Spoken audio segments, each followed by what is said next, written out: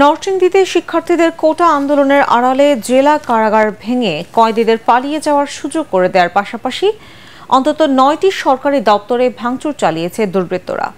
নাশকতাকারীদের প্রধান লক্ষ্য ছিল জেলা প্রশাসকের কার্যালয়, থানা ও পুলিশ ফাঁড়ি সহ প্রশাসনিক কেন্দ্রগুলো। বর্বরোচিত হামলায় সরকারি স্থাপনার পাশাপাশি ক্ষতিগ্রস্ত হয়েছে বিভিন্ন বেসরকারি প্রতিষ্ঠানও। নরসিংদী প্রতিনিধি বেনজির আহমেদ বেনুর পাঠানো রিপোর্ট জানাচ্ছেন মিজান শাহজাহান। গত 19 জুলাই দুর্বৃত্তদের হামলায় ভীতিকর পরিবেশ সৃষ্টি হয় নরসিংদীতে। নাশকতাকারীরা হামলা চালায় সরকারি বিভিন্ন দপ্তরে, আগুন দেওয়া হয় জেলা কারাগারে, বের করে নেওয়া হয় 826 কয়েদিকে।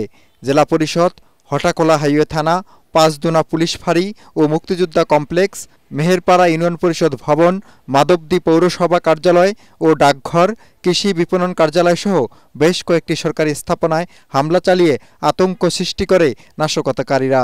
তাদের সহিংসতা থেকে বাদ যায়নি বেসরকারি প্রতিষ্ঠানও। হাজার হাজার মানুষ হাতের মধ্যে বোম, তারপরে বড় বড় দাও, ছুরি, অফিসের সবকিছুই ভাঙচুর করছে।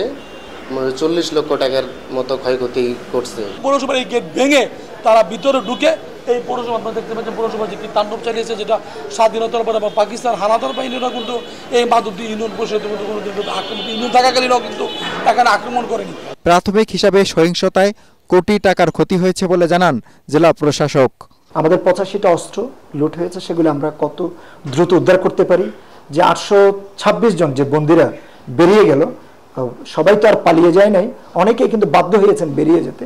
তাদেরকে দ্রুততম সময়ের ভিতরে তাদেরকে একটু অভয় দিয়ে তারা যেন আত্মসমর্পণ করে। জেলা পুলিশ সুপার জানান, হামলার সাথে জড়িতদের গ্রেপ্তারে কাজ করছে আইন শৃঙ্খলা রক্ষাকারী বাহিনী।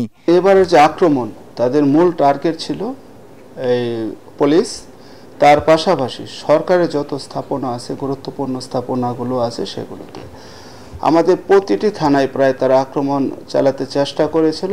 সরকারি বেসরকারি দপ্তর ও স্থাপনায় হামলা ও অগ্নিকাণ্ডের ঘটনায় পৃথক 11টি মামলা দায়েরের পাশাপাশি এখন পর্যন্ত 234 জনকে গ্রেপ্তার করেছে police. Bureau report, ATN Bangla.